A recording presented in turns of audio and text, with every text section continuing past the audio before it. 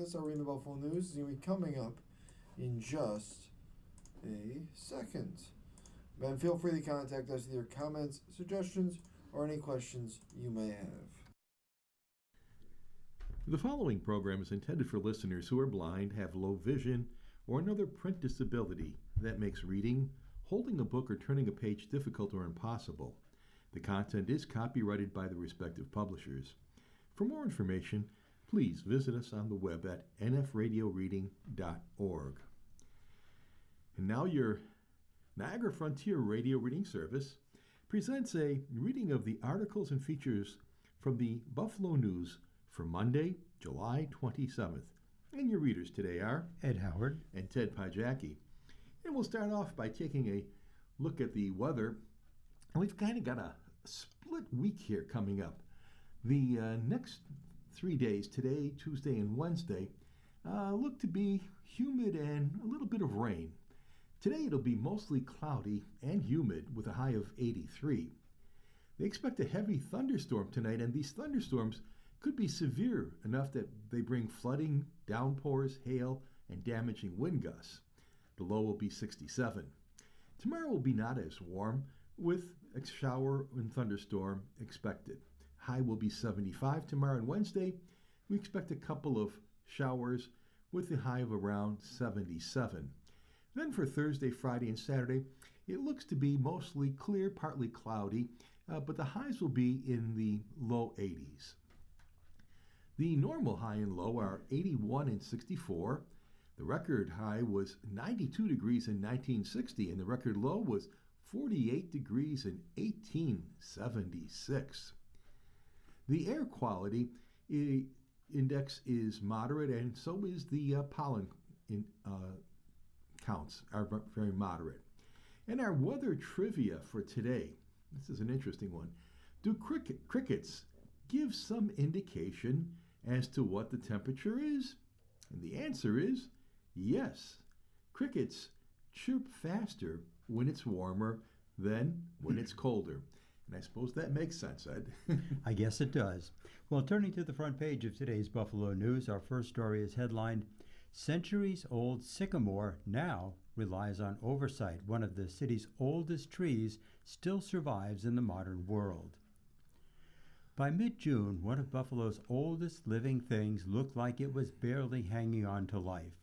The towering sycamore tree along Franklin Street in Allentown had lost most of its leaves just as the surrounding neighborhood canopy had turned green for the summer. To those familiar with the tree, a neighborhood landmark believed to be some 3 centuries old, its sparse canopy looked ominous. But a month later, the leaves were back. It's not the first time the tree had seemingly risen from the dead. This spring, the sycamore, estimated to be between 285 and 316 years old, had survived another attack of anthracnose, a fungal disease that can strip trees of their leaves during consistently cold, wet weather. And that is just the sort of spring that Buffalo endured this year. Once again, the tree looks healthy to the untrained eye, but arborists said its recovery required the sycamore to draw heavily upon the energy stored in its roots, part of a potentially exhausting cycle that can gradually weaken a tree already growing under imperfect conditions. Its massive trunk rises from a narrow opening in the ground surrounded by a concrete sidewalk, blacktop pavement, as well as the lawns and foundations of homes and businesses. If a sycamore could express a preference, it would prefer to grow next to an abundant source of fresh water. It's possible an old creek still runs far below the asphalt and within reach of the giant sycamore's roots, and that might just be the secret to how the tree has endured for hundreds of years in the middle of a city. The records available only allow us to make educated guesses, but it's thought that the tree first sprouted sometime between 1710 and 1741, making it perhaps the second oldest tree in Buffalo, behind an oak in Delaware Park. The sycamore was decades old when the Declaration of Independence was signed, and it survived the burning of Buffalo during the War of 1812. The latest threat the tree has been facing is less dramatic, but is still persistence. Anthracnose attacks emerging leaves during periods of cold, wet weather. It causes them to die and fall just when the tree needs its leaves the most. The tree has a defense mechanism that was activated already in the last month. It can produce new leaves to replace the ones killed by the fungus, but to do that, it must draw on energy stored in its roots. Repeated cycles of defoliation and regrowth can take a toll, arborists said. When the tree defoliates, it does use a lot of energy to re-leaf, said Josh Falker, a certified arborist with Draves Tree and Landscape. That can be problematic if the tree loses leaves over the course of a number of years. The tree bears evidence of its ongoing fight. There are plenty of dead twigs around the outer branches of the sycamore's canopy, Falker said, but the new growth alongside them is encouraging. The foliage now looks like a good size and it's healthy, he said, so that's a good indication of the tree having good stored resources. It isn't struggling to re-leaf. The sycamore won't survive without continued human care, especially given its advanced age and difficult living environment. Trees living in cities have a hard time, and this is a rough life for them, said Nate Buckley, who's also a certified arborist and is the owner of For the Love of Trees. Over the years, homes, businesses, sidewalks, roads, and parking lots were built around the sycamore. While a small gap for soil and roots was left around the base, the opening has shrunk while the tree trunk has only grown larger over the centuries. We sometimes joke that these are like tree coffins, Buckley said about the impervious infrastructure around the tree. Arborists and the City of Buffalo officials agree that the tree needs ongoing care, but there are different views on what should be done to the area surrounding it. Joe Prisbis, an arborist for Bartlett Tree Experts in West Falls, said removing some of the hard surfaces near the trunk could improve the soil around the roots and help the sycamore withstand future anthracnose attacks.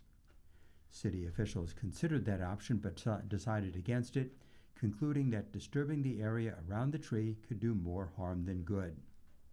The current thinking is that removing concrete might further damage it, Deputy Mayor Ben Swanekamp said.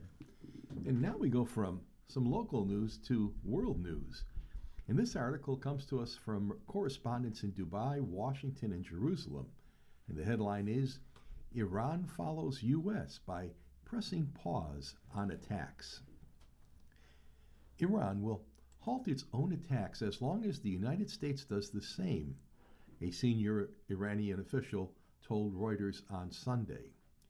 The development comes as the United States pressed pause on its bombing campaign after President Trump's advisors told him they were running out of targets and expressed worries about depleting the U.S. arsenal. After 13 nights of intensifying U.S. airstrikes on Iran, the Pentagon suspended the campaign late on Friday, with no U.S. attacks reported Saturday or Sunday. Iran, which had been following each night of U.S. attacks with its own strikes on neighboring countries that host U.S. bases, has also so far held fire for 2 days. The Iranian official speaking on the condition of anonymity told Reuters that Tehran's position remains attack for attack. If the attacks stop, Iran will also hold its operations. That message has already been conveyed to the United States. The U.S. ambassador to the United Nations, Mike Waltz, told Fox News on Sunday that U.S. media, that other U.S. media that Trump had decided to pause U.S. attacks to allow more time for diplomacy. He's giving talks some space. He's giving it a little bit of room, Waltz said, without providing any further details. U.S. military officials in recent days have cautioned that bombings over the past 2 weeks meant to deter Iranian threats to shipping in the Strait of Hormuz, a narrow waterway that's become the key flashpoint in the war, had largely exhausted the pre-selected sets of targets, one U.S. official said, again speaking on the condition of anonymity.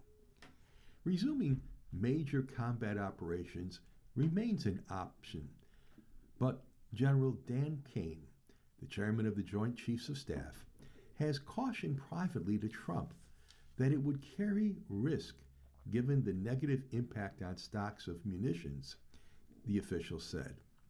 That includes interceptors used by U.S. air defenses in the Middle East, the official added. Kane's office and the U.S. Central Command declined comment. U.S. military officials have traditionally declined to comment on their private advice to a sitting president, even in testimony to Congress. On NBC's Meet the Press, Waltz said the U.S. military has everything that it needs, but also said that when Defense Secretary Pete Hegseth took over the Trump administration, he inherited a depleted situation. The senior Iranian source, who spoke on the condition of anonymity, told Reuters that Tehran did not hold much hope that Trump's decision to pause strikes represented a major shift in the U.S. negotiating position. There is more skepticism than optimism about the halt in attacks. The prevailing view is that the pause is tactical rather than genuine. Iran has accumulated enough bitter experience with what it sees as U.S. deception, the source said. For the past 2 weeks, U.S. forces have been striking Iran nightly in what Washington said was retaliation for Iranian attacks on shipping in the Strait of Hormuz. Iranian forces have responded to the U.S. attacks by launching strikes at water desalination plants in the nearby Gulf Arab states. Iran says it aims to retain control of the strait, through which a fifth of global oil flows before the war. The renewed U.S. campaign effectively torpedoed last month's interim agreement aimed at ending the war. Trump's decision to pause the strikes followed what several media outlets described as a meeting on Friday, where Kane and other senior military and political advisors raised concerns. CNN said Vice President Vance had expressed reservations. Axios reported that the overall commander of the U.S. forces in the Middle East, Admiral Brad Cooper, had advised halting the U.S. bombing campaign because it had reached the limits of its effectiveness.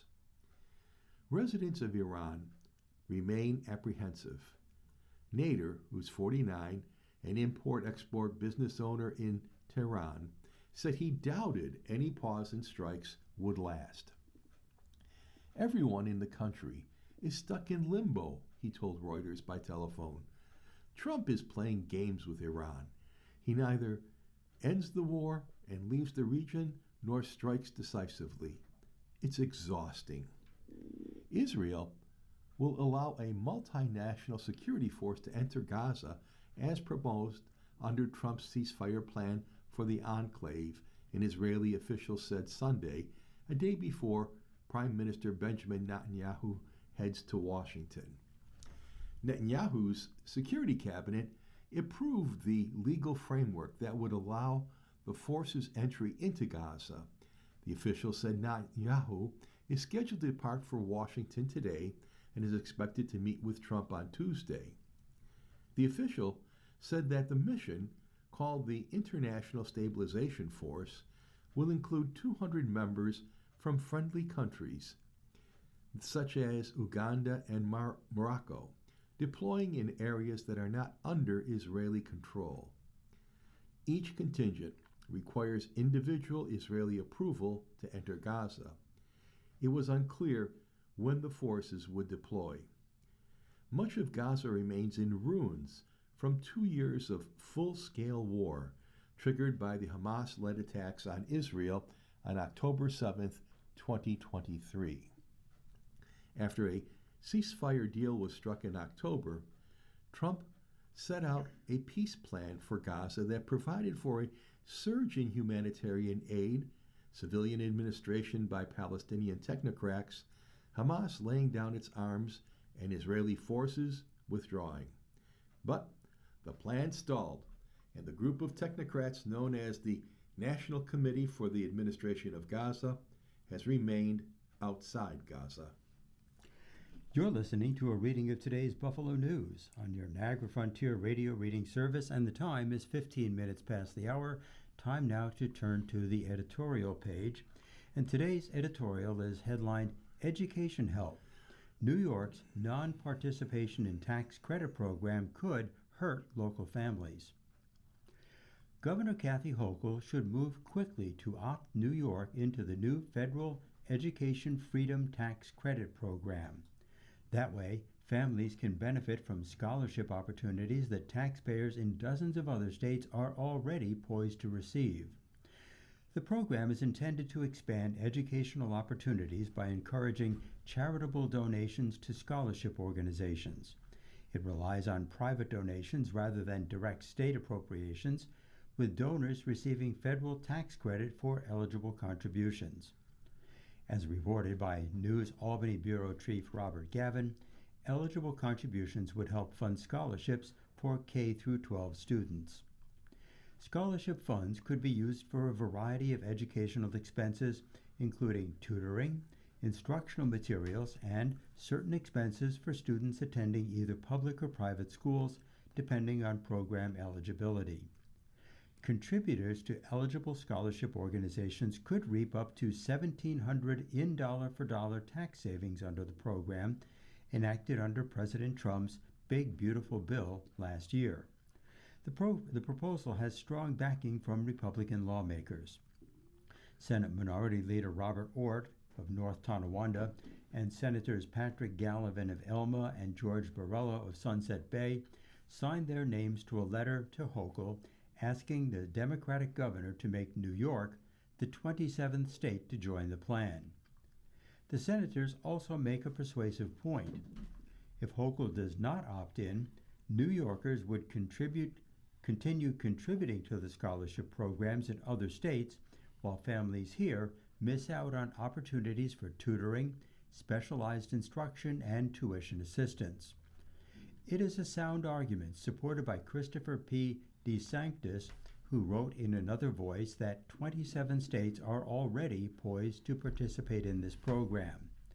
DeSanctis is head of school at Gateway Academy on Staten Island and an adjunct professor of American government at Sacred Heart University.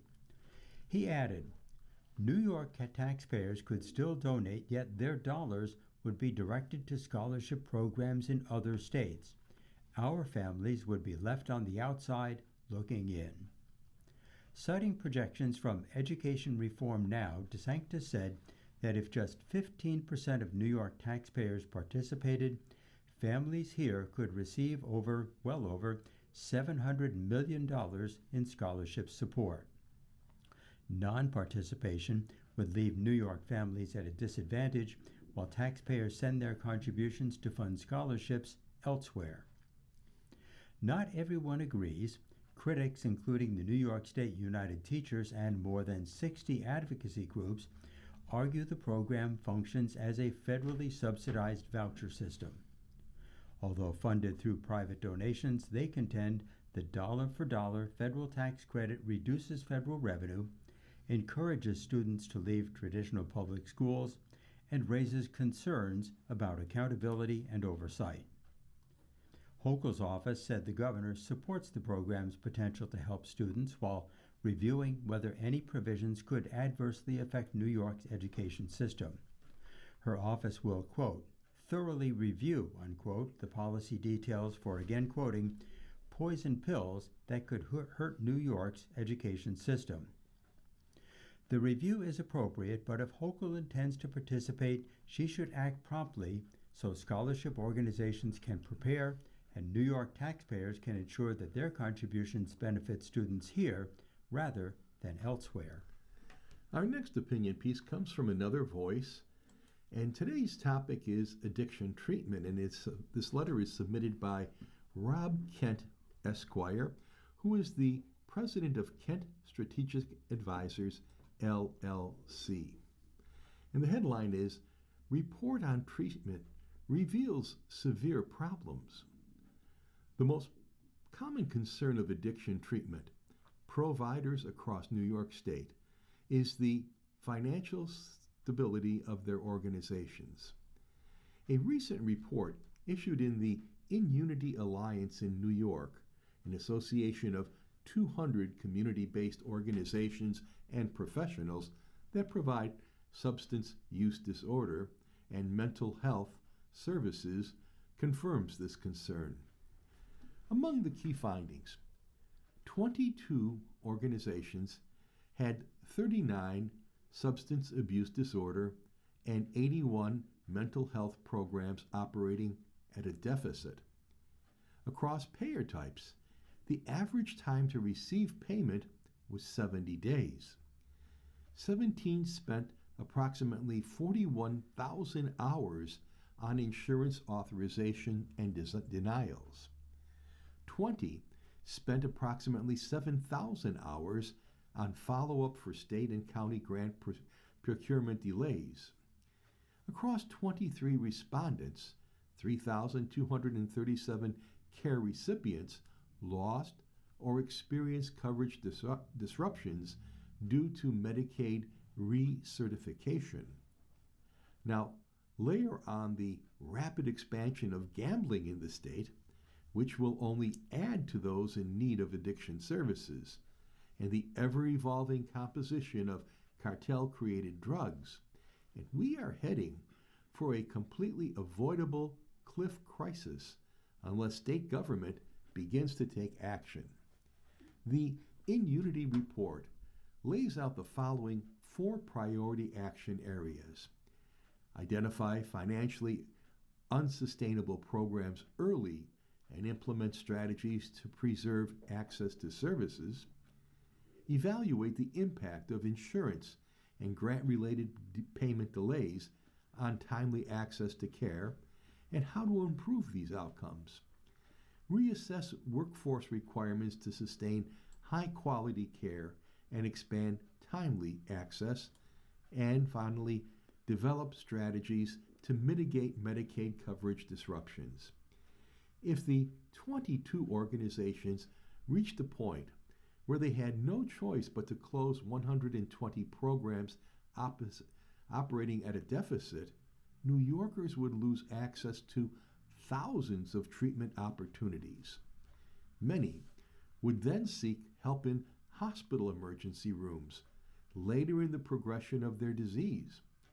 This will cost all of us more than it had been able to access addiction and mental health services earlier. Government should be prioritizing the use of opioid settlement funds to make investments in programs with deficits. They must reassess the regulatory required staffing levels given the workforce crisis. The In Unity report tells us that we are in a crisis, one that will get worse if state government does nothing. Well, next we have our political cartoon for the day, and today's cartoon comes from Gary Varvel, and it is a single panel cartoon, and right in the center of the panel is a donkey who is dressed as a pirate, and he's got a hat with a traditional skull and crossbones on it. And whereas we normally associate pirates with a single eye patch, arg, this donkey has eye patches over both eyes, and the pirate donkey is saying, "I don't see any proof of election fraud." Now, I describe, and you can decide exactly what that means. Right. We turn now to the National Opinion columnist, and our first one comes from Carl Lubsdorf. And the headline is, Trump's team is threatening states to tighten voting rules. Unable to pass its controversial legislation to tighten voting laws and facing dubious midterm election prospects, the Trump administration is trying to intimidate state officials into joining its effort to find illegal voters, despite evidence there aren't many. It's all part of the effort to increase doubts about the integrity of the U.S. elections and force the imposition of restrictive rules that would likely result in reduced voting by the poor, the elderly, and minorities. Administration critics also fear the threats by President Trump and other top officials may be designed to create pretext for possible federal interference with November's balloting, like sending troops to monitor polling places or seizing voting machines and ballot boxes in close races, despite the constitutional provision putting the states in charge of elections. After all, the administration's real goal is helping Republicans avoid a November defeat, just like the earlier moves to redraw congressional district lines. The administration's threats followed a recent primetime speech in which Trump called the American election system, quote, worse than any third world country, end quote. Without providing any proof, he alleged that some 278,000 non-citizens are registered in 4 states, California, Nevada, New Jersey, and Pennsylvania. But neither the President nor Homeland Security Secretary Markwayne Mullin explained how they got that number, since those states are among the majority that had refused administration demands to provide their registration data. A letter to Pennsylvania officials obtained by the New York Times suggested they are merely estimates, declaring that its allegation that as many as 14,576 non-citizens are registered there was based on, quote, analysis of Pennsylvania's publicly available voter registration database information, end quote. In recent days, both Mullin and the head of the Justice Department's Civil Rights Division have warned state voting officials that they could face criminal charges if they don't act on the administration's unproven claims of widespread non-citizen voting. If the election officials, once we gave them the information they need to secure their elections, and they choose not to, then those individuals can also be held accountable by fines, by penalties, and even, depending on how far it goes, prison time, Mullin said. Any election officer, including the chief election officer of the state, who knowingly retains non-citizens on the state's SVRL, which means the State Voter Registration List, or facilitates non-citizens in receiving and casting ballots, could be subject to criminal liability, wrote Harmeet Dhillon, the Assistant Attorney General for Civil Rights. State officials either ignored or dismissed the threats. Got another love letter this morning from the DOJ, sprinkled with the threats of criminal prosecution, Utah's chief election officer, Republican Lieutenant Governor Deidre Henderson, posted on her Threads account. This is truly bizarre behavior by the federal agency that is supposed to be protecting civil rights. She said a recent Utah, of its more than 2 million registered voters, found one confirmed non-citizen who never voted and has since been removed by the appropriate county clerk. Similar studies in other states, including Texas, Arizona, Michigan, and Iowa, also showed minimal instances of non-citizen voting. Trump's speech recycled his prior allegations that China and other U.S. enemies have sought to interfere in American elections, especially the 2020 president race, which he still won't concede he lost to Democrat Joe Biden. But he failed to show how this interference affected the outcome, or to repeat his oft-expressed but unproven contention the 2020 election was rigged against him. More importantly, perhaps, the evidence and misleading statistics in his overhyped, underconvincing speech suggested that his real concern is with elections that he loses. He reiterated previously disclosed allegations of Chinese interference in the election he lost, while he and his allies ran the relevant government machinery. But he ignored what likely were similar Chinese efforts in the more recent 2024 election, which he won while the Democrats ran things. And he failed to explain why he has crippled the very federal agency, the Election Assistance Commission, that is supposed to work with the states to ensure election integrity. Under the president's SAVE voting bill, currently stalemated in the Senate, states would have to require all registered voters to show proof of citizenship and a government-issued identification. While that sounds reasonable, election experts believe it would disenfranchise millions of older people, minorities, rural residents, and women who changed their names when they got married, who have neither have such documents nor they would find them hard to get. It also limits the number of permissible IDs. By contrast, Virginia, one of many states that requires voter ID, allows, and Trump's bill disallows, valid in-state student IDs, nursing home resident IDs, current utility bills, bank statements, or paychecks that have the prospective voter's home address on them.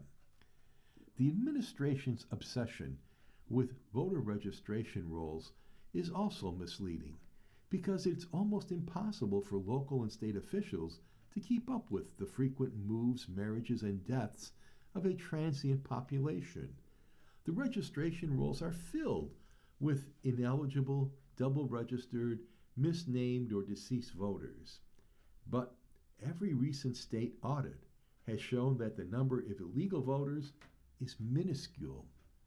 On occasion, Trump has acknowledged that his real concern is less about the efficacy of election rules than about the results, contending that enactment of the SAVE bill would help Republicans win elections, presumably by reducing the electorate. If it passes, he told the South Dakota audience earlier this month, "We're not going to lose an election for the next 100 years." You're listening to a reading of today's Buffalo News on your Niagara Frontier Radio reading service, and the time is 32 minutes past the hour. And our second column comes from Todd Swanstrom, who writes for Progressive Perspectives, and his headline is, "The Crisis That You're Not Hearing About, Crumbling Homes." In 2022, I was part of a research team that mailed 2,500 surveys to older St. Louis homeowners to determine their need for home repairs. The cover letter listed my phone number as the one to call with questions or concerns. I asked our survey research expert how many calls I should expect. "Don't worry," she said, "maybe 5. I received more than 200. One caller told me she had completed the survey but couldn't take it to the mailbox because her front stairs had collapsed. Instead, she handed it through the window to a neighborhood boy who took it to the mailbox. She asked me whether we had any funds to repair her stairs. Our research team was never able to offer any funds for repairs, but homeowners called to ask anyway. Invariably polite, they were desperate for help. The best I could do was refer them to programs with multi-year waiting lists. Those calls broke my heart, driving home to me in ways that no amount of data could, the human cost of housing deterioration. Housing affordability is now a huge issue in the United States. The bipartisan Road to Housing Act, which recently became law by a veto-proof majority despite President Trump's refusal to sign it, is laser-focused on housing affordability. It includes a range of provisions to reduce the burden of federal and local regulations, to free up the market, to build more housing, increasing supply to drive down prices. The focus on housing affordability, however, ignores the issue of housing quality. These are not two separate issues, but rather two sides of the same coin. Most lower-income families do not acquire affordable housing through government subsidies. Instead, they rent or buy homes that are so deteriorated or in such disinvested neighborhoods that they have become affordable. The housing affordability crisis is worse than the public statistics suggest because many families are forced to sacrifice quality for affordability.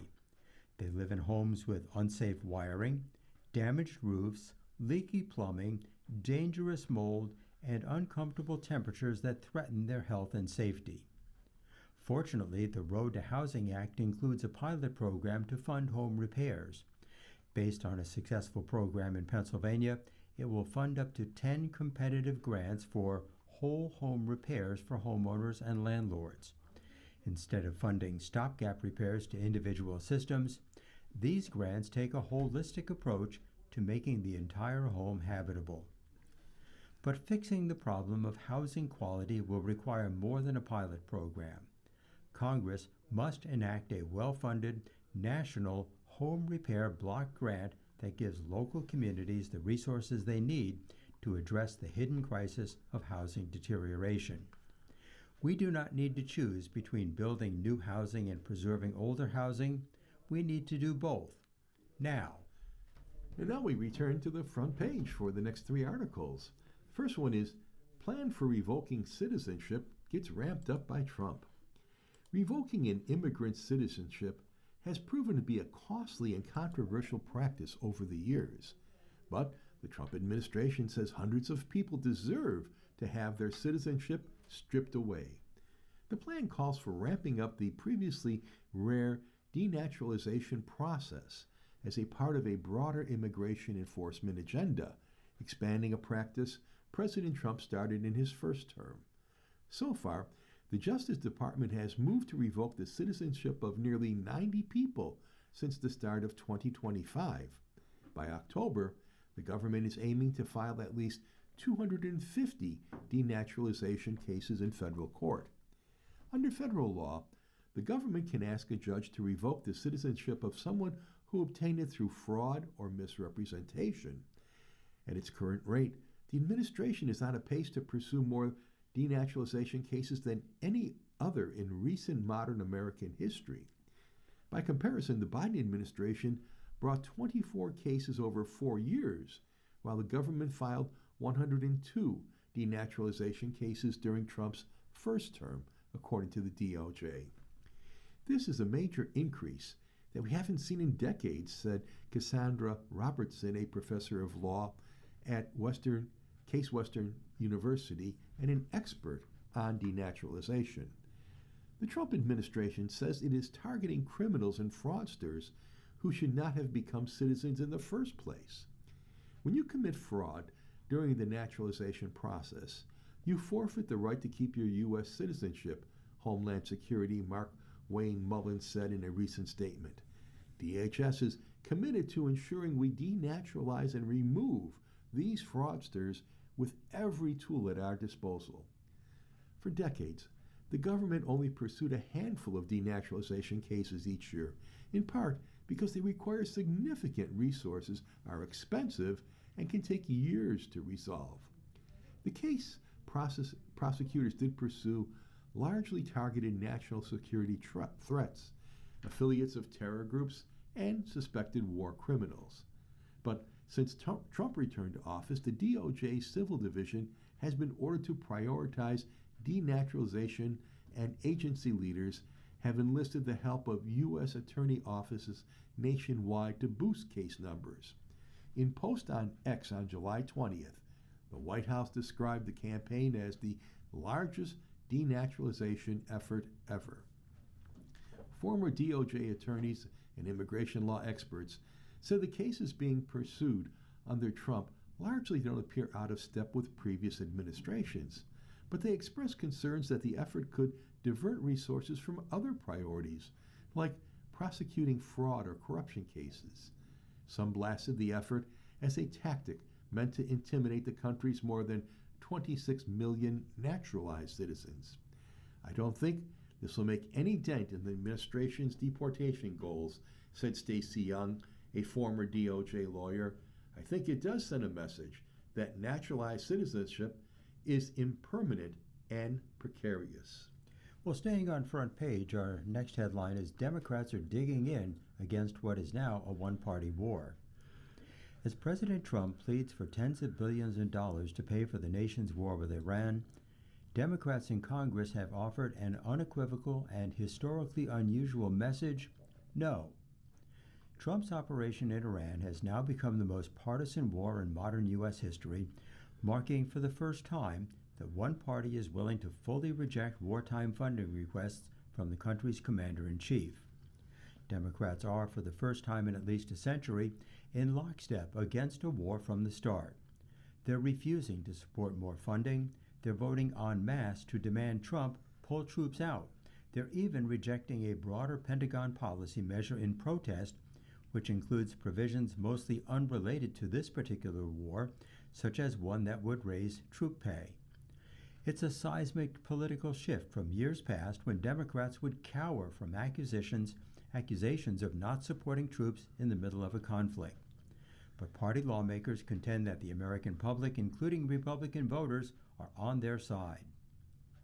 They absolutely own it, Representative Pat Ryan of New York, who served 2 tours in Iraq, said of Republicans. We've lost multiple additional soldiers. They've lied and covered up casualties like, what are you doing?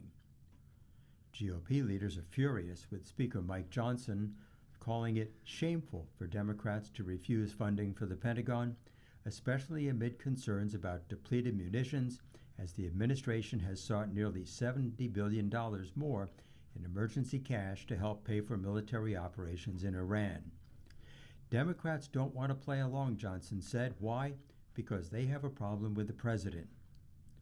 Democrats are generally much more skeptical now of foreign entanglements and much less sympathetic to Israel, the key U.S. partner in Iran.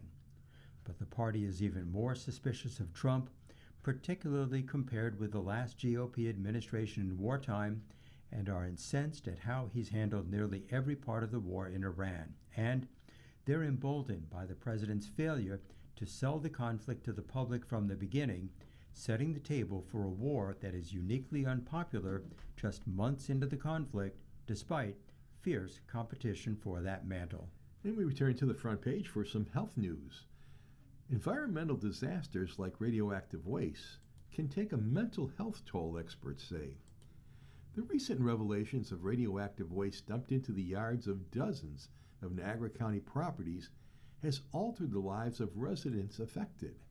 It hits all of us in different ways, but it's hard on all of us. This turns our world upside down, completely changes everything. It's a lot, said Carolyn Johnson. Johnson is one of 122 property owners who received a letter in May alerting her to the potential for radioactive waste burial in her yard. The letters came from the U.S. Department of Environmental Protection and New York State Department of Environmental Conservation, and they conducted a flyover and vehicle-based surveys that began in 2023 to search for radioactive material in Erie and Niagara counties. Since then, her property, along with 30 more, have been surveyed by EPA and DEC officials on foot. Unusually elevated levels of radiation indicative of radioactive waste dumping were found on the properties of 4 different families. The EPA has been working to relocate those families while further investigations on their property continues. The environmental contamination has taken center stage while the government agencies try to pinpoint how much waste was dumped and where it came from. But with every environmental disaster, there's another often overlooked impact, and that is mental health. It's nothing to minimize about this. It's really serious. This is a traumatic experience, and there's no reason to try to minimize how earth-shattering this would be for someone who's directly experiencing it. In interviews with the Buffalo News, residents have described feeling extreme stress after the discovery of radioactive waste in their yards. I don't think any of us have fully processed any of this yet. It's like a grieving period. Prolonged or chronic stress can cause a host of mental effects upon the human body. Health effects from a particularly traumatizing event can last a lifetime. It's important for the affected residents and the broader public who may also be dealing with chronic stress related to any life event to pay attention to how they're coping. If anxiety, trouble sleeping, difficulty concentrating, or feelings of hopelessness begin interfering with your daily life, don't wait to seek support. Reaching out early can help prevent stress from becoming more overwhelming. In the meantime, there are other coping tactics that residents can use to help their mental health. What they need to do is to take a step back. Think effectively about action items that you can complete.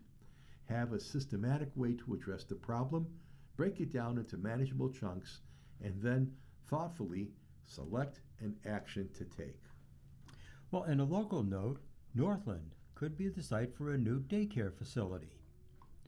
The operators of a daycare on Jefferson Avenue are moving forward with plans to open another location in the Northland corridor.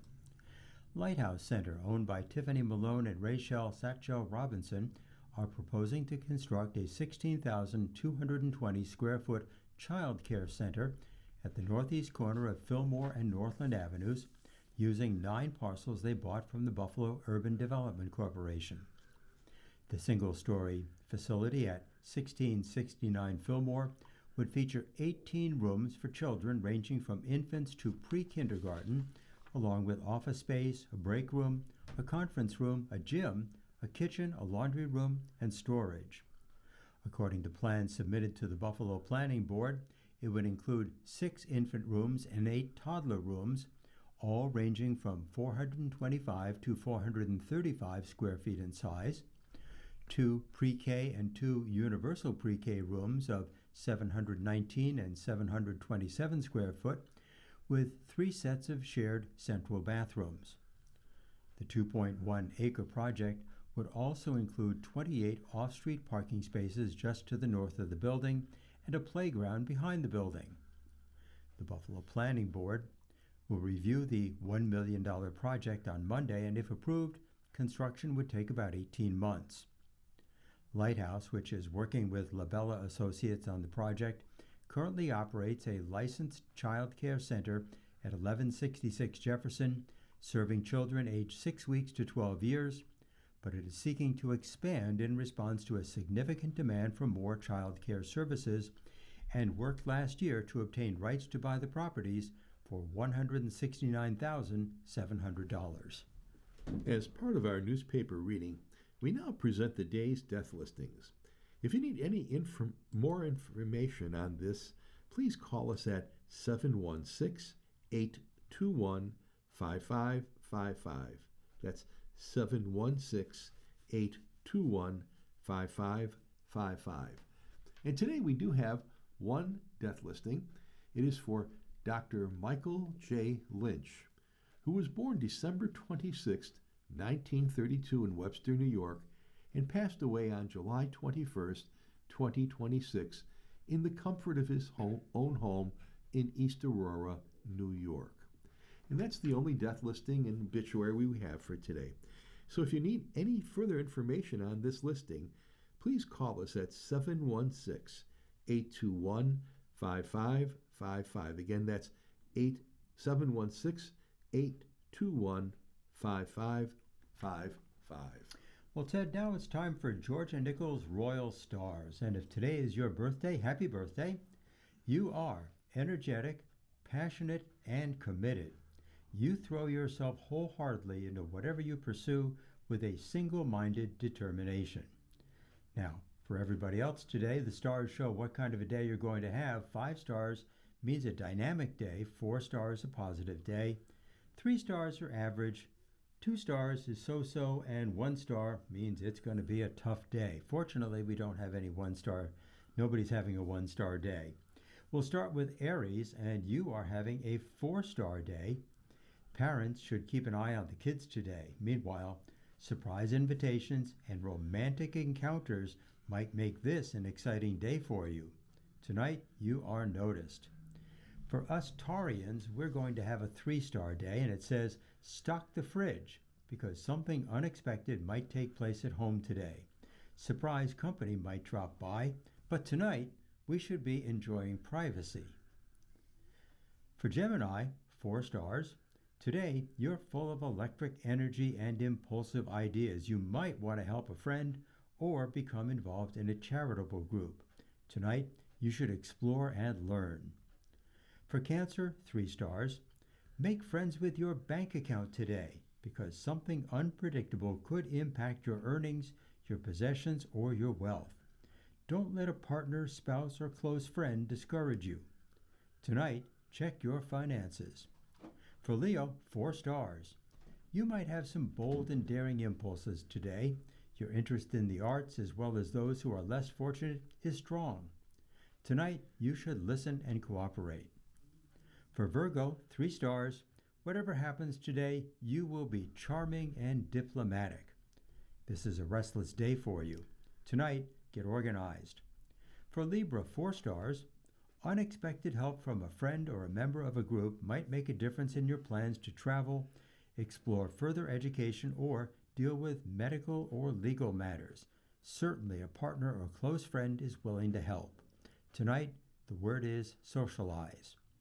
For Scorpio, 4 stars. Unexpected resources, even money and practical goods might come your way. Don't be deterred by news in the media or critics. Tonight, you should rest at home. For Sagittarius, 4 stars. Sudden chances to travel or explore opportunities in higher education, publishing, medicine, or the law might fall into your lap today. Be ready to act quickly, because this window of opportunity will be brief. Tonight, there will be an interesting conversation. Capricorn, 4 stars. Surprise gifts, favors, and assistance from others might make a difference in your plans today, especially related to home and family. Work with what you've got. Tonight, maintain your possessions. For Aquarius, 3 stars. A friend or even a member of the general public might help you today in an unexpected way. Accept surprise invitations to socialize, but tonight the word is privacy. And finally, for Pisces, 4 stars. Something unexpected but encouraging might happen related to your job or your health. Children might be an increased responsibility today. Tonight, the word is be friendly. And now it's time to take a look back in history to see what kind of important events have happened on July 27th. In 1789, U.S. President George Washington signed legislation that established the Department of Foreign Affairs. It was later renamed the Department of State. In 1890, the Dutch post-impressionist artist and painter Vincent van Gogh shot himself in the chest in the wheat fields outside of Paris. He died 2 days later. In 1919, a race riot ignited between black and white residents in Chicago when white beachgoers pelted Eugene Williams and his friends with rocks at a South Side beach. Williams drowned, but police refused to arrest the man responsible for his death. Riots then broke out, leading to 38 deaths and more than 500 injuries. In 1940, Bugs Bunny was first introduced in his fully realized incarnation with the release of the Warner Brothers animated short film, A Wild Hare. In 1949, the world's first commercial jet-propelled airline, the British de Havilland Comet, made its maiden test flight out of Hatfield Aerodrome in Hertfordshire, England. In 1974, the first article of impeachment against President Richard Nixon was passed by the House Judiciary Committee. And finally, in 1996, a pipe bomb exploded in Centennial Olympic Park in Atlanta during the 2006 Summer Olympiad, One person died, and over 100 others were injured. A few notes from our political notebook now. The Pentagon has updated its war casualty database. The Pentagon updated its war casualty database Saturday, recording more than 140 additional wounded and restoring 4 soldiers killed due to Iranian strikes last weekend, amid questions about the lack of transparency over the war's toll. In the District of Columbia, a GOP senator slams the CDC over its website. Senator Bill Cassidy, who has repeatedly criticized President Trump's administration over health issues, slammed the Centers for Disease Control and Prevention over a website related to autism and vaccines. The gastroenterologist, during a Sunday interview on CNN's State of the Union, called out the health authority for saying it's online that it's not an evidence-based claim that vaccines don't cause autism. That's what gives some parents hesitancy about having their children vaccinated, Cassidy told host Dana Bash, adding that it's been firmly established that vaccines do not cause autism. And finally, a documentary on Lindsey Graham lauds his push on Iran. Never before seen documentary footage released Sunday shows the late Senator Lindsey Graham calling his multi-pronged campaign for war with Iran the best thing I've ever done, and comparing President Trump and Israeli Prime Minister Benjamin Netanyahu to Franklin Roosevelt and Winston Churchill. You are listening to a reading of articles from the Buffalo News for July 27th on your Niagara Frontier Radio Reading Service. We'll return for some more readings after this short break. Your readers today are Ed Howard and Ted Pajacki. If you're listening to this publication online, you're probably using our website, a podcast player like Spotify or iTunes, a streaming service like Siro, or a smart speaker. Did you know that we now have a dedicated app that can be downloaded to any mobile device, like a smartphone or tablet, for free? App users can conveniently access our live stream and any episode of our podcast easier than ever. To download the app, just type NFRRS in the search window in the Apple App Store or in the Google Play Store.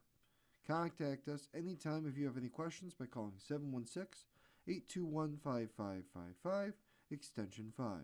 Thank you.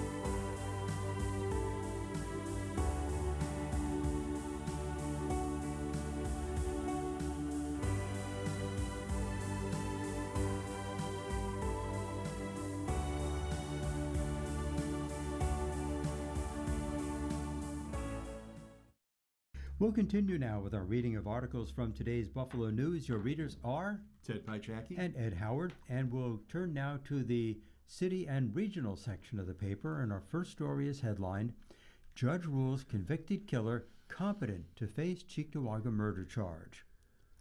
A man charged with the November killing of a woman in Cheektowaga has been ruled competent to stand trial for murder. Defense attorneys for Gary Green Jr. had argued he was not able to proceed in the criminal case against him, but State Supreme Court Justice Betty Calvo Torres agreed with two forensic psychologists who produced reports for the Erie County District Attorney's Office. One of the psychologists concluded Green suffers from antisocial personality disorder, but still, quote, had sufficient intelligence to listen to and appreciate the advice of counsel, the judge wrote in her July 20th decision. Although contested, the expert opinion testimony of Dr. Stephanie Ficcaro and Dr. Peter Martin was uncontradicted, as the defense did not offer any experts of their own, Calvo Torres wrote in her July 20th decision.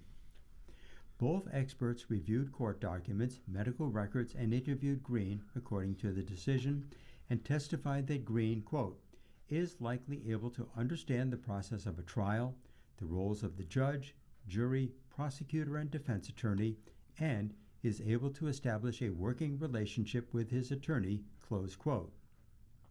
Green's next court appearance is scheduled for September 23rd.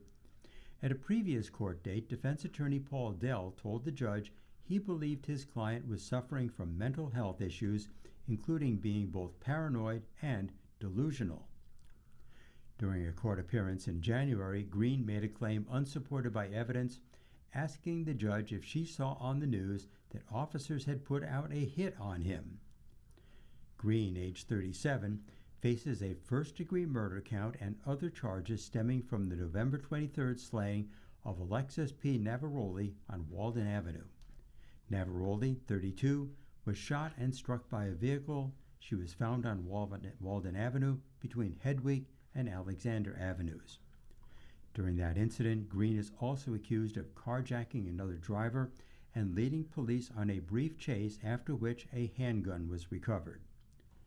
Because Green's manslaughter conviction for a fatal 2004 shooting, prosecutors are able to charge him in this case with first-degree murder, which carries a potential sentence of life without parole if he's convicted.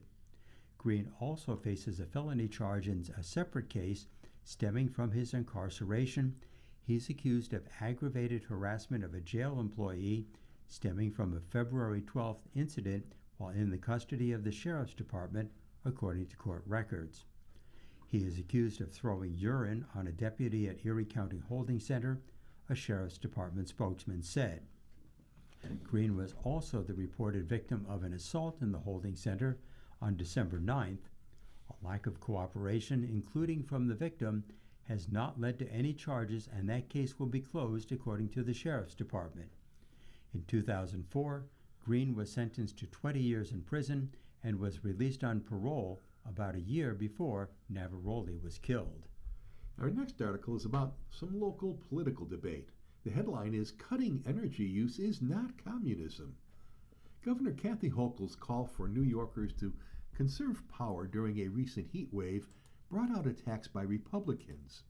Her request for people to voluntarily reduce their energy consumption prompted national Republicans to call her a communist. New York's electric grid is under heavy strain as this heat wave drives up energy demand, Hochul tweeted on July 2nd. We're asking New Yorkers to voluntarily conserve power by setting your air conditioning between 75 and 78 degrees, avoiding unnecessary appliance use, and turning off lights and electronics when they're not needed. The National Republican Committee reposted her tweet the next day with this claim, quote, New York Democrat communists are now trying to force Americans to lower their quality of life because of their failed policies. End quote. The success of two candidates backed by the Democratic Socialist groups in last month's New York primary led the GOP to portray these candidates as extremists out of step with most New Yorkers. They directed their verbal attacks to other politicians, such as Hochul, who appears to have a cordial working relationship with New York City Mayor Zohran Mamdani, a Democrat Socialist of America member. So, is Hochul's call to voluntarily conserve energy a hallmark of communism? We reached out to the RNC for evidence, and a spokeswoman told us that Hochul and other New York Democrats are taking control away from New Yorkers and putting them in the government's hands. Quote, the communism is achieved by taking away individual choice and private ownership, and that's precisely what Kathy Hochul is doing, said Kristen Cianacci, the RNC Northeast Regional Communications Director. But Hochul asked New Yorkers to voluntarily conserve power. Experts told us this is not what happens in communist regimes. In general, communist governments would often use more forceful methods to achieve compliance with government priorities than asking politely.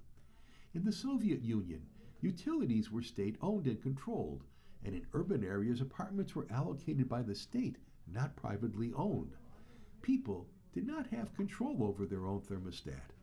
In communist countries, usually one political party exists, and it controls all levels of government. State ownership and control of property, as well as state-directed production, define their economies. Not to belabor the point, but none of this is happening in New York City, New York State, or anywhere else in the U.S. In a communist system, utilities would be government-owned and energy would be rationed.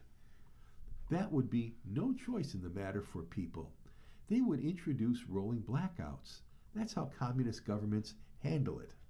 The New York grid, in contrast, is a combination of public and private ownership. Hochul did not say the government would turn off the air conditioning. This is a voluntary call for cooperation. What's more, Hochul's recommendation is consistent with other recommendations from governments at all levels and public utility commissions. In 2019, during President Trump's first term, the department stressed that the 78-degree guideline was just a recommendation, and that Americans should set their thermostat to whatever temperature they chose. During an extreme cold spell in February, Republican Governor in South Carolina, Henry McMaster, told residents to reduce the household thermostat to the lowest comfortable setting in order to reduce pressure on the state's electric grid. He also said people should stay warm by wearing more clothing and using blankets, and to avoid running some larger appliances. And so what's the ruling on this? National Republicans called Hochul and New York Democrats communist after the state leaders asked people to voluntarily reduce their energy consumption. Academic researchers who study communist governments told us that asking residents to voluntarily turn up their thermostats during hot weather to reduce pressure on the electric grid is not what happens in communist countries. Indeed, reducing power consumption during extreme temperatures is a long-standing recommendation from energy commissions and governments around the United States, including the U.S. Department of Energy. So this statement is determined to be absurd, and its ridiculous claim warrants a ruling of pants on fire. Usually it's just true or not true, but now we have absurd and pants on fire. You gotta have all kinds of things, yeah. All right, our next story is headlined, Nowakowski takes issue with bond rating agency. A Common Council member is requesting that Moody's, one of the big three bond rating agencies, revisit its recent decision to downgrade Buffalo's rating outlook. Fillmore District Council member Mitchell Nowakowski submitted a letter to Moody's analysts questioning the move to downgrade its outlook shortly after the city passed a budget with a significant boost in revenue raised mostly through a large increase to the tax levy.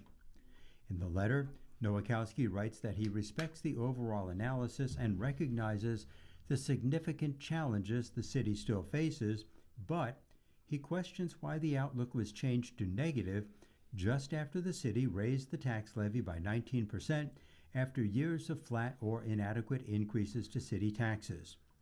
What is less clear, however, is why Buffalo's outlook was revised to negative at the precise moment the city has begun implementing the structural reforms your report has long suggested were necessary, Nowakowski wrote. Moody's did not downgrade the city's bond rating as one of the other big three ratings agencies, S&P Global Ratings, did several weeks ago. A Moody's representative could not be reached for comment late last week. The negative outlook does not affect borrowing rates for the city, but rather serves as a warning that without significant change, the rating will likely fall in the future.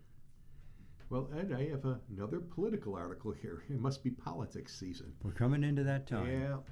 So millions in matching funds have boosted Western New York races. See what candidates have received.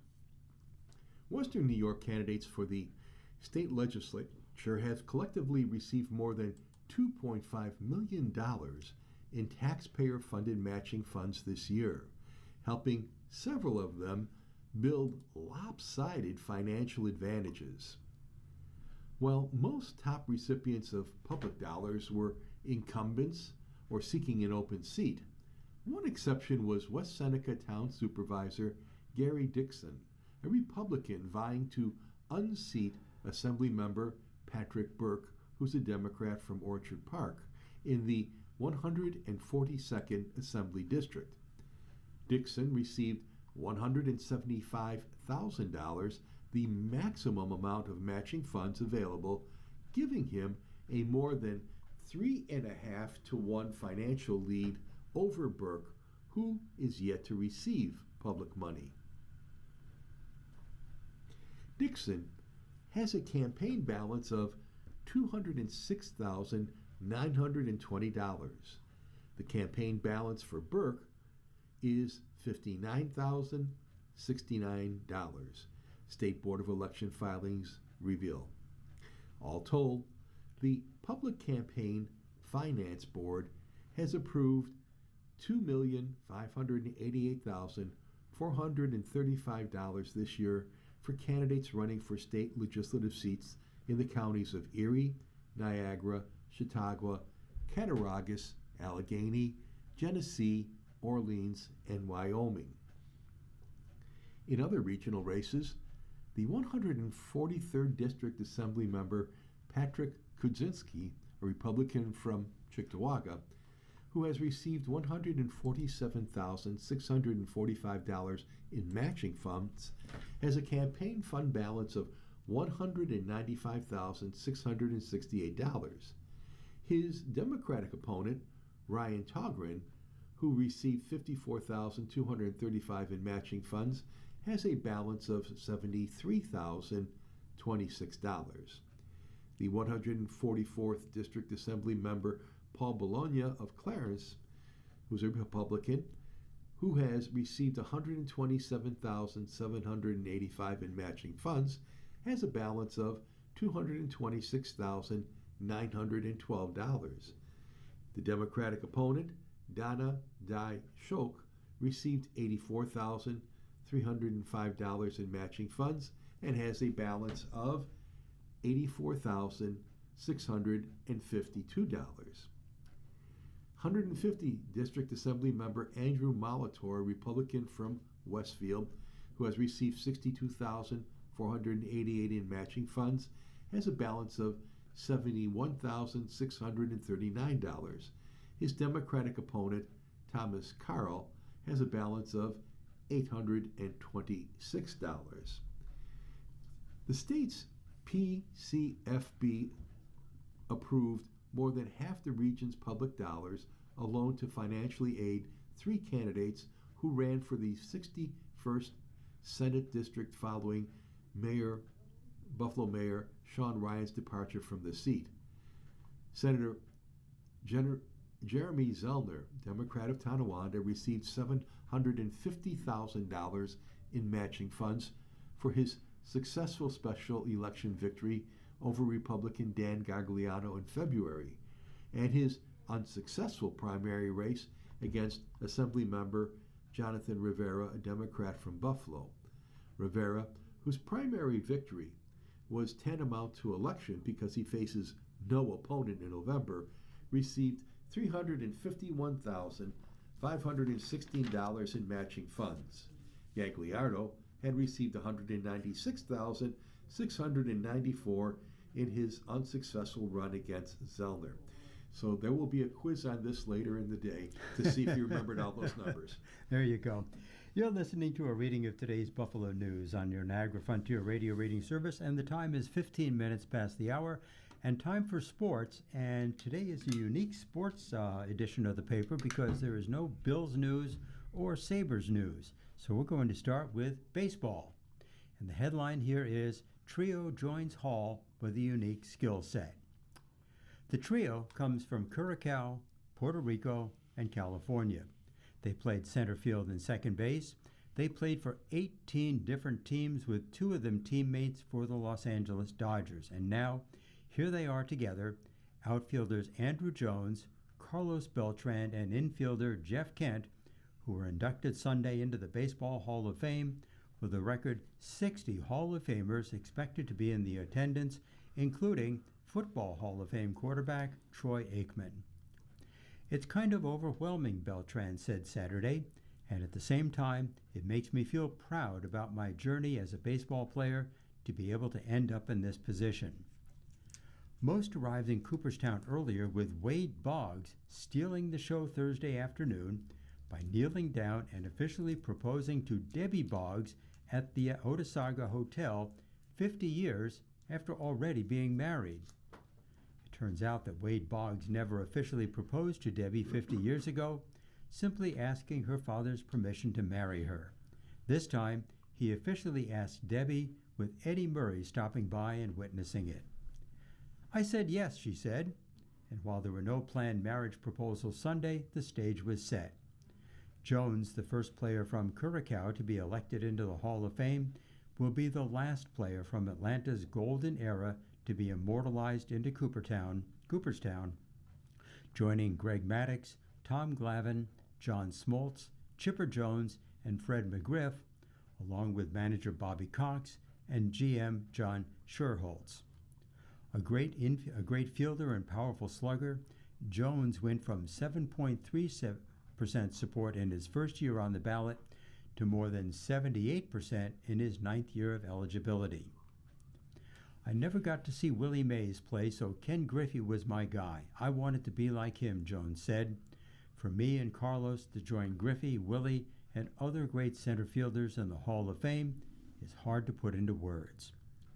Beltran is only the 3rd Hall of Famer representing the Mets, joining Tom Seaver and Mike Piazza, and Kent was a warm-up act to next summer when the San Francisco Giants are expected to take over the Village. Former Giants managers Dusty Baker and Bruce Bochy were expected to be shoo-ins on the contemporary era Hall of Fame ballot, and catcher Buster Posey should be easily elected on the Baseball Writers Association of America ballot. Beltran was in his 4th year on the ballot, Jones his 9th, and Kent was voted in through the Veterans Committee. And while this Hall of Fame trio had a unique skill set, with Jones winning 10 Gold Gloves in center field, Kent hitting the most home runs, 377 by a second baseman in history, and Beltran the only switch hitter to hit 400 homers and steal 300 bases in his career, one man accomplished a feat never done by a Hall of Famer in baseball history. Kent actually appeared for 22 days on the popular TV show Survivor for 2012. The show, which has run 50 seasons, puts a group of people in an isolated location where they provide food, fire, and shelter for themselves. In Kent's series, he was in the Philippines. I was a fan from the get-go, Kent said, because it's kind of like the top of the food chain wins the game. You're stuck pretty much naked and afraid on an island. Kent finished 10th and wasn't the last survivor and didn't win the $1 million prize, but still had the time of his life. Kent was never the warm and fuzzy type throughout his baseball career, once even fighting with a teammate, Barry Bonds, on the bench during a game against the San Diego Padres in 2002, so his personality wasn't suddenly going to change just because he was on TV. I just wanted to know if I could survive on an island and suffer physically, Kent said, but when I got there, I didn't know how much of a social challenge it was. It was a major social challenge because that one was a struggle for me because you're lying all day long. Well, we're turning now to the world of golf, and we have a new name that kind of made headlines here. Rookie Koivu, who's 21, holds off the world's top-ranked golfer for first tour win. Jackson Koivu has always been precocious. In second grade, Koivu already had mastered addition and subtraction, so his teacher jumped ahead to teaching him division and multiplication, his mother Megan recalled, because she didn't know what else to do. It was the same with spelling and everything else. Fred Garcia, his golf coach, remembers their first golf lesson when Koivu was 12. He hit a medium bucket of balls for about 5 minutes, just rifling through them, Garcia said.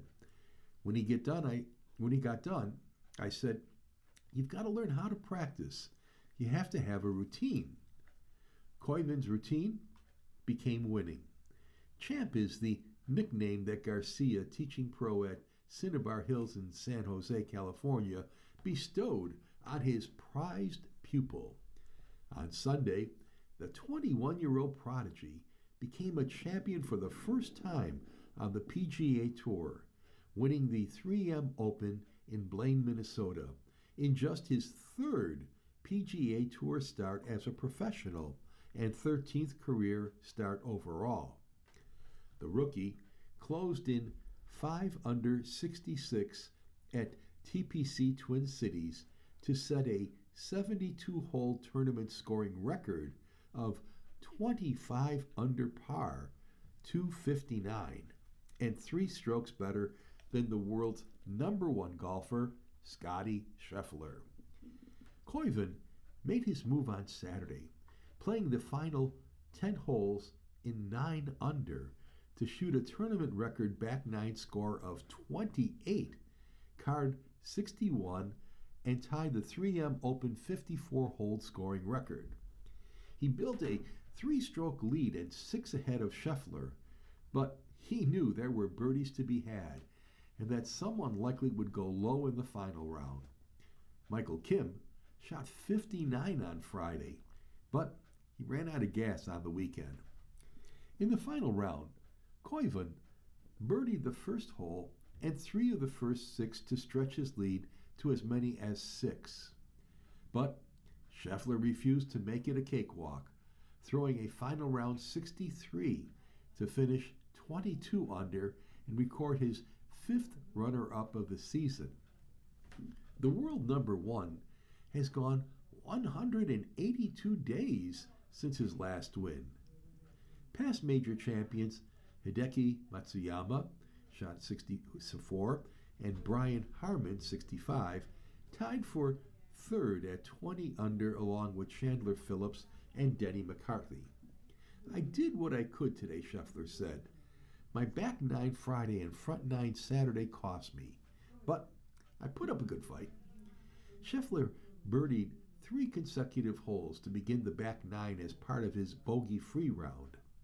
Koivu kept hearing the crowd chanting, "Scotty's coming, Scotty's coming." He tried to drown out that and hold the critical 15-foot par putt on the 9th, playing the final 42 holes of the tournament bogey-free.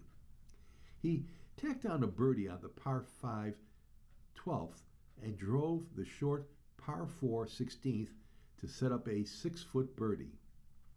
He pumped his right fist when he holed a 14-foot par putt in the last and then hugged his dad. Koivu has been proving to live up to the hype. Last month, the 3-time Player of the Year in the Southeastern Conference led Auburn to its 2nd national championship title in 3 years. He won 6 times in 13 collegiate starts in his final season, becoming the first player in collegiate golf history to win all 3 Player of the Year awards. Haskins, Hogans, and Nicklaus did it twice. First as a freshman in 2024, and again as a junior in 2026. Veteran pro Russell Henley, who won the Charles Schwab Challenge in May, has become good friends with Koivu and played with him a bunch during his college days. "I don't think he has a lot to learn. That kid's good," Henley told PGA Tour in a video titled The Acceleration of Jackson Koivin. I always tell him to just let me know when you're going to turn pro so that I can retire. Koivin, who was the #1 ranked player in the World Amateur Golf Rankings when he accepted PGA Tour membership, missed the cut at the John Deere Classic last month in his professional debut, but finished tied for 10th at the ISCO Championship in his most recent start. Scheffler, for one, was impressed with how he handled himself, sleeping on the lead and never let anyone cut into it. I think that shows not only how talented of a player he is, but I think the mental strength he has as well. As a measure of his mental fortitude, CBS Sports' Amanda Belonis asked Koivin to show the TV audience his glove, where he's written 3 words: confidence, trust, and dominate. Dominate's a word I came up with in college because I just want to go and see how good I can play, he said. And now, Koivin's dream of winning on the PGA Tour is complete in a flash, and he's been seen at his MO Champ is officially a champ. Well, next we have news from the WNBA, and the headline is Liberty's Jones shines among the All-Stars. Team Spoon Center adds game's MVP honors to a collection of awards. New York Liberty center Jonquel Jones earned WNBA Most Improved Player, 6th Woman of the Year, and League MVP honors over a 5-season span early in her career. She was the Finals MVP in 2024 and on Saturday night added another award by capturing MVP of the WNBA All-Star Game in Chicago. Jones had 22 points, 13 rebounds, and 8 assists to boost Team Spoon to a 129-122 victory against Team Coop. Pausing to reflect on her accomplishments and an all-star effort she dedicated to her late aunt, Jones encouraged young fans to channel their own persistence. Just stick with it, work every day, trust your coaches, she said. Trust the people that want the best for you. Understand that it is a journey. There's going to be highs, there's going to be lows, but it's just about being consistent every day, and ultimately the work will show. A League All-Star Game record 19,783 fans attended the game at the United Center, home of the NBA's Chicago Bulls. That more than doubled the attendance when Chicago hosted the annual midseason showcase in 2022. A crowd of just 9,572 had looked on at Wintrust Arena, where the Chicago Sky play their home games. The crowd tonight was obviously incredible, and able to set an attendance record sent Indiana Fever star Caitlin Clark of Team Spoon, and anytime you get to play in the United Center, that's really fun too. With the WNBA saluting its 30th anniversary season, Hall of Famers Cynthia Cooper and Teresa Weatherspoon drafted the teams and served as general managers. And in another note, the WNBA announced on Saturday that it will launch a centralized replay center for the start of the 2027 season. The league already uses replay, but is shifting to a centralized system that aims to speed up and enhance the review process. In Major League Baseball, there's no timeline for Judge's return. Aaron Boone had no notable updates on New York Yankees outfielder Aaron Judge in his media availability at Citizens Bank Park on Saturday. But what he did disclose to reporters was that he doesn't believe the outlook on Judge's return from a stress fracture of the first rib on his right side will sway the Yankees' aggressiveness at the trade deadline on August 3rd, one way or another. And from Detroit, Tigers right-hander Justin Verlander announced his impending retirement on July 8th, while expressing his intention to help his team compete down the stretch. Since there hasn't been much from the veteran unless you count the All-Star Game visit for which he dressed but didn't play. And from Detroit also, shortstop and center fielder Javier Baez is inching closer to a return from the 60-day injured list as he works through the Tigers' minor league baseball system on a rehab assignment. Baez has been in the International League since April 29th with an ankle injury.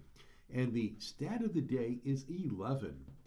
The 24-year-old Jacob Misiorowski struck out 11 batters through the Brewers' first 4 innings against the Rockies on Sunday, becoming the youngest starter to do so over the last 50 seasons. You're listening to a reading of today's Buffalo News on your Niagara Frontier Radio Reading Service, and the time is 30 minutes past the hour, and it is time to ask Eric and get life's problems solved. And our first letter is headlined, Sister Red Mocked Stolen Childhood Journals. Dear Eric, I grew up in a silent household. I was a shamed, rejected kid and learned not to speak. One sister was the beautiful favorite. My brother and I were shamed, and we feared our father. Our divorced mom apparently stole and kept some of my childhood journals. She put them in her desk. When we cleared out Mom's home after she died, the beautiful, cherished sister took the desk. I've been told that my journals have been great entertainment for my sister, her kids, and for my now deceased dad's widow. I can't even remember what I wrote. I know I did not learn to be comfortable speaking to people until someone in college pointed out that I never spoke. I started copying others who had better social skills. I learned social skills that way. I want the journals back, but is it too late? I feel ashamed to even ask. I'm embarrassed that I am the family joke. I know when I ask, it will cause my sister to laugh out loud. Also, I love my deceased mother, and I'm angry that she stole my journals. It kind of ruined my love for my only person who showed love for me. She set me up to be the family joke. I'm thinking about asking for my journals back, but I feel so ashamed. Should I? It's too late now, right? Signed, Embarrassed Adult Child. Dear adult child, it's not too late to ask for them back. They are yours, your journals, your feelings, your experiences. No one should have taken them, and no one should be reading from them without your permission. I'm sorry that you experienced this breach of trust by multiple members of your family. It isn't right. As soon as you feel able, you should ask for your journals back from your sister. You don't need to debate it or give an explanation about why you want them. Your mother didn't give them to your sister, so when your sister discovered them, she could have sent them right back right away.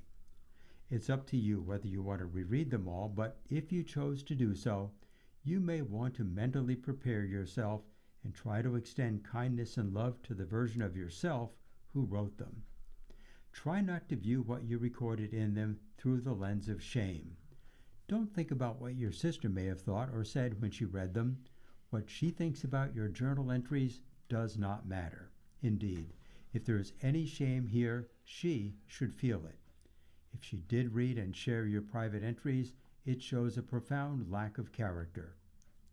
When an adult mocks the thoughts and emotions of a child this way, it shows that the adult is missing something or feeling a deficiency in some way. It's not a reflection of you. You have nothing of which to be ashamed. Dear Eric, I have a relative whose son graduated recently. My brother and I were invited to the graduation and then to dinner afterwards. The graduate suddenly got sick and didn't want to go. He eventually ended up going to his graduation. I was told that his celebration dinner would be at a later time. It's been almost 3 weeks and no date has been set as of yet. I'm beginning to wonder if they had it without my brother and me. I was wondering if this is the right way to act. Is it somehow rude to invite someone to something and then cancel and say we will reschedule the dinner without saying anything? Signed, Uninvited Family. Dear Uninvited, while the scenario you describe is certainly possible, it doesn't seem likely like the most likely. Planning a celebratory dinner, especially with extended family, might pose a logistical challenge, or the family might have simply gotten waylaid by other plans. The simplest way to ease your mind is to reach out and ask about the alternate date and reaffirm your interest in joining if you are still interested. If you have reason to believe that this family might have purposely excluded you, like for instance a past behavior, it might be a good idea to address the root first. Are you sensing a conflict with these relatives? Do you feel their invitations are begrudgingly offered? Do you even want to attend their gatherings? This whole thing could be nothing, but if you aren't feeling secure in the relationship you have with them, it's healthy to sort those feelings out for yourself and then talk it out with them. This way, the next time there's a special occasion or invitation, you'll be sure that it's genuine. Our next article is about a controversy in New York City Central Park about banning the horse-drawn carriages, and the headline is Central Park Horse Drivers Eye Better Rules Over a Ban. From his perch on the driver's seat of a horse-drawn carriage 8 feet above Manhattan's Fifth Avenue, Ahmet Bilici insists he sees all manner of bicycle offenses in Central Park and wonders what all the fuss surrounding his industry is about. They do racing in the park every single day, Bilici said of the bicycles. The pedestrians couldn't even walk across the street. The park is crazy because of the bicycles. Yet, Bilici says, it's him and Chocolate, the drivers and horses like them, with targets on their backs, as critics push hard to put their industry and livelihoods out to pasture. Long before an 18-year-old tourist was killed last month in a runaway carriage horse incident, the carriage ride industry had been the subject of a fierce debate. On one side were animal rights activists who said carriage horses are overworked, get easily spooked on the city streets, live in inadequate stables, and are controlled by abusive owners and drivers. On the other side are industry advocates who say the animals are cared for, the stables are fine, and the owners and drivers love their horses like most pet owners love their dogs. Missing from the debate, says Bilici, is the economic impact a total ban on horse-drawn carriages, like the one under consideration by Mayor Zoran Mandami and the City Council, would have on the drivers like him and his family. Bilici, who said he grew up with horses on a farm, said he immigrated 25 years ago to New York City from Turkey, where he went to school to become a veterinarian. But he said a language barrier kept him from finding work in his field. So he did odd jobs for a few years until he found something that really clicked. He now owns one of the 68 medallions sold by the city granting the right to operate a carriage. He even has 2 horses for his carriage, a second so that his son can work an extra shift, where rides through Central Park cost about $72 for the first 20 minutes. But the June 17th death of a tourist threatens to change all that.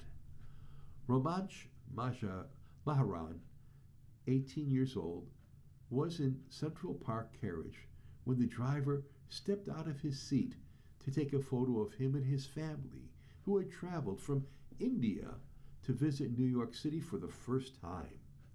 While they were posing, the horse started running, and Mahayan was thrown off the carriage. He hit his head on the pavement and later died. It was the first recorded human fatality in Gotham's carriage horse industry.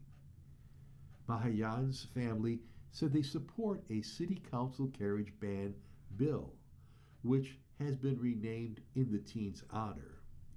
They also participated in a 9-hour city council health committee hearing over the ban bill, which would end all horse-drawn carriage rides by June of 2028.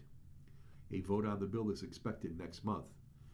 Following Mahayan's death, the union representing the drivers in the city agreed to press pause on the rides, standing down for several days while safety rules and protocols were reevaluated.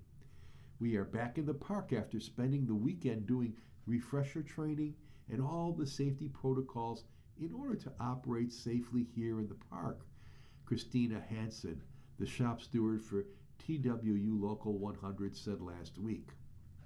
Meanwhile, the owner of the carriage involved in the fatal crash suspended the driver indefinitely and plans to retire the horse, according to union officials, who said the driver improperly dismounted to take a photograph of his passengers. Bellici said disciplining the driver was the proper move. He said he sympathizes with the victim's family, but for those who want to abolish the industry over that incident, Bellici has an urgent plea. Hold your horses. One of the top tourist attractions are the horse carriages in Central Park, Bellici said. Why doesn't the city try to make it more safe instead of trying to ban them? Bellici said hitching posts installed throughout the park would solve part of the problem. You have to have a place to tie up your horse, Bellici said. You need to tie the animal to a hitching post. They can do that. It's very simple. There is a lot of space in Central Park. Well, Ted, our next story is something unusual, at least something I've never heard of before, and the headline is called Calling for a Connection, Mourners Find Some Solace in Wind Phones. It was a hot and dry summer night in 2019 when the Campbell family drove from Los Angeles to their new desert vacation home in Joshua Tree. As they crested a hill on Highway 62, a drunken driver crashed into their car. Ruby, age 17, and Hart, age 14, were killed. To channel their grief, their parents, like thousands of people across the globe, created a wind phone. Sitting on a patch of desert sand, the wind phone, created by Colin Campbell and Gail Lerner, consists of a wooden box sitting atop a cabinet with a chair nearby. Inside the box is an old rotary telephone. There are no wires, but those who want to can pick up the receiver and say out loud the emotions they've bottled inside, a chance to reflect, reminisce, and in a way, connect. The first wind phone was created in 2010 by Japanese garden designer Itaro Sasaki after the loss of his cousin to cancer, and then later was dedicated to lives lost in the 2011 tsunami. In the San Jacinto Mountains, another wind phone is nestled inside an old wooden toolbox attached to a tall pine tree in the community of Idlewild, California. Vietnam veteran Millard Elston, twice widowed, created the phone and the homemade bench where it sits. In the early evening, just before dusk, the sun peeks through the trees and warms the bench. It's a feeling of serene quietness and comfort and not feeling pressure or vulnerable, Elston said. It's just a way of expressing your feelings when you have nowhere else to go or you just want a quiet time and let the wind take it. In the San Gabriel Mountains, a blue wind phone stands on a foggy forest ridge near a roadside turnout in Wrightwood, California. A weathered notebook contains messages from those who've stopped by. On the cover of the notebook is an invitation. Write the date and where you're from and about your loved one if you wish. This wind phone is dedicated to Robert Byrne, age 28, whose 1995 disappearance is still unsolved. His sister, Lori Kathleen Byrne, created the phone. She believes he was abducted and murdered. To the west in Duarte, California, an old tan rotary phone with a very long cord hangs on a tree in a garden. This wind phone is on the grounds of City of Hope, one of the country's leading cancer centers. Breast cancer survivor Nancy Clifton Hawkins, who was treated at City of Hope, bought the phone on eBay for $50. It's the exact model she had in her child home in Long Beach. The first time she used the phone was to speak to her mother, who died of pancreatic cancer. She recently talked to a City of Hope employee who had tears in her eyes when she told me about calling her mom. There's something so therapeutic in physically dialing the number, Clifton Hawkins said. You won't hear a dial tone, but you'll always be connected. Colin Campbell feels that same connection. I first encountered a Win phone at St. Jude's Days of Remembrance, and I used their Win phone to call to my kids, Ruby and Hart, she said. It felt so intimate, and the words came so easily. It brought me some solace, and I wanted to share that feeling with other mourners, so my wife and I built our Win phone in Joshua Tree in honor of our kids. Well, this next article is kind of a follow-up to that. It's entitled Of Little Faith, and it's about how AI systems have a systematic pattern of religious omissions, which is of concern. Does God exist? Apparently not, or at least very little in the world of artificial intelligence. A multi-university research group found AI models largely omit religion when asked about ethical or existential concerns, such as how to save one's marriage from infidelity, whether to forgive an unfaithful friend, how to remain calm during difficult times, or what makes people truly happy and free. We are seeing a systematic pattern of religious omission, said David Wingate, academic lead for the Consortium for the Evaluation of Faith and Ethics in AI, or CEFE-AI, and an associate professor of computer science at Brigham Young University. AI systems encourage users to discuss life's challenges with their parents, teachers, friends, and therapists, but not with a pastor, a rabbi, an imam, or a spiritual leader. The group also found that when faced with questions about faith exploration, AI models generally favor certain religions and disapprove of others. While such patterns are likely unintentional, the researchers said they highlight the challenges of representing diverse belief systems consistently. They also raise broader questions about how AI systems understand and ultimately may shape religious perspectives. The consortium is a cross-faith collaboration of researchers at Brigham Young, a Mormon institution in Provo, Utah, the University of Notre Dame, a Catholic school in South Bend, Indiana, Yeshiva University, a Jewish institution in New York City, and Baylor University, a Baptist school in Waco, Texas. CFEAI analyzed more than a dozen leading AI models. When asked about religion, the models provided neutral, respectful replies, Wingate said. But when prompted with questions about grief, personal challenges, and major life decisions, AI systems often default to secular framing and avoid religion, even when, according to consortium research, most people expect answers to such questions to include religious perspectives. People see religion as significant across many real-world ethical questions, said Paul Martins, an associate professor of ethics at Baylor. Yet, when faced with these same ethical questions, AI systems largely ignore the role of religion. Wingate guesses that tech companies have not yet grappled with the question of the role that religion should play in AI. But with religion a consequential force in so many people's lives, he said, companies should be more intentional about integrating it into their systems. Christians make up more than 60% of the U.S. population, with other faiths making up another 7%, according to the Pew Research Center.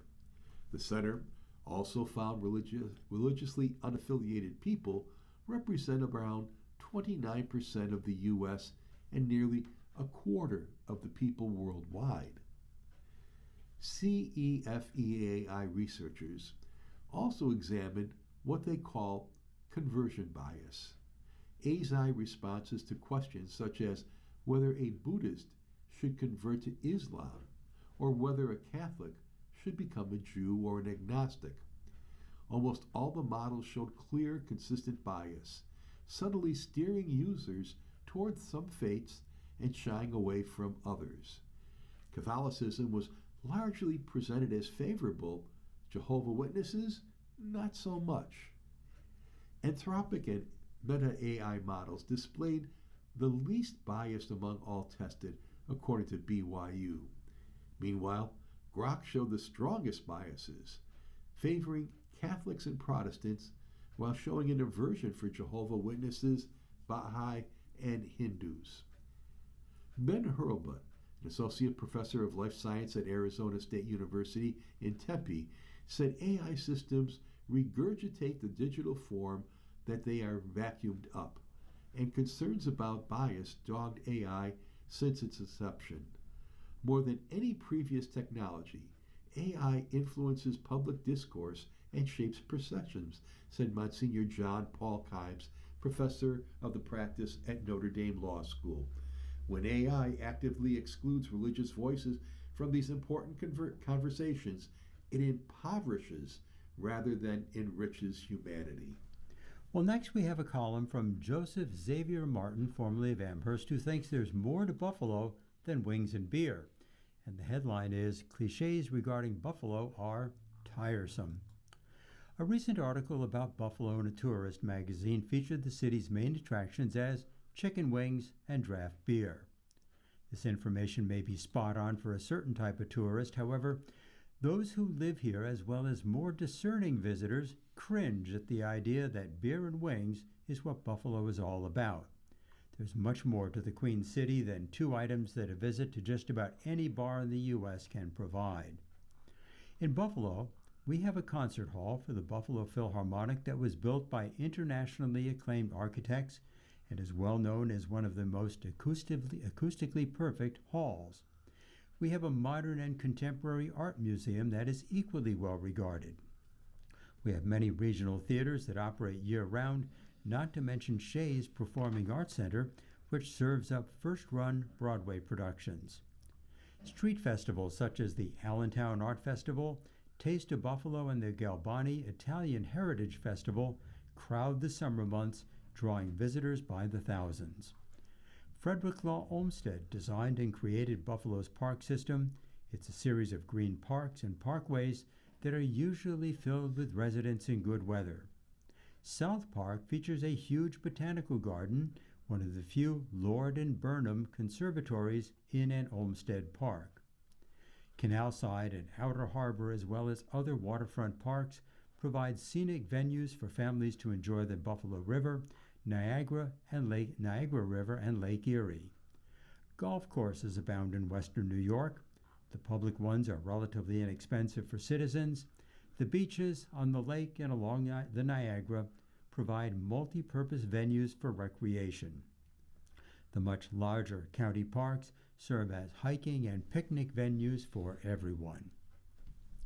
Like most larger cities, the local dining scene features high-end restaurants as well as casual diners and pubs. Yes, you can get wings and draft beer almost everywhere, but they are more fodder for football, hockey, and baseball fans who need quick and easy meals while they're watching the game. In essence, Buffalo is a very livable city with any number of attractions available during the nicer 6 months of the year. In the winter, it helps if you can develop an affinity for Nordic or alpine skiing, although many also enjoy ice skating at downtown's waterfront rinks. The Buffalo Bills, Sabres, and Bisons will also draw thousands of fans. The longer Sabre season helps keep people coming downtown throughout the winter months.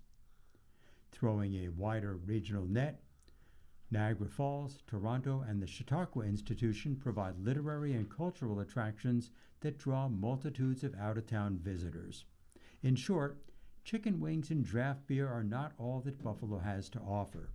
For 6 months of the year, it is a comfortable, livable city with quiet neighborhoods that are often distinguished by attractive residential architecture.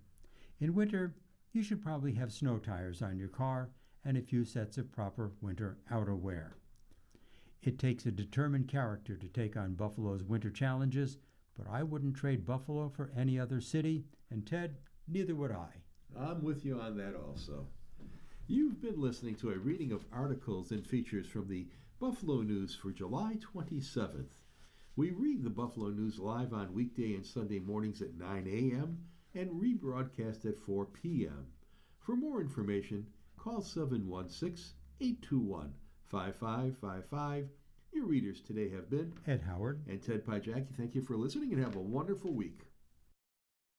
If you or people you know shop at any of the Dash's supermarkets, please save Dash's register tapes for radio reading. Our agency receives $2 for every $100 in Dash's register tapes. Radio reading has raised thousands of dollars so far. Anyone can drop off their Dash's tapes to the Niagara Frontier Radio Reading Service at 1199 Harlem Road, Cheektowaga, between William and Clinton Streets. Or Dash's tapes can be mailed to the Niagara Frontier Radio Reading Service at 1199 Harlem Road, Cheektowaga, New York, 14227. Any questions on Dash's tapes for radio reading? Call us at 716-821-5555, and thanks for caring.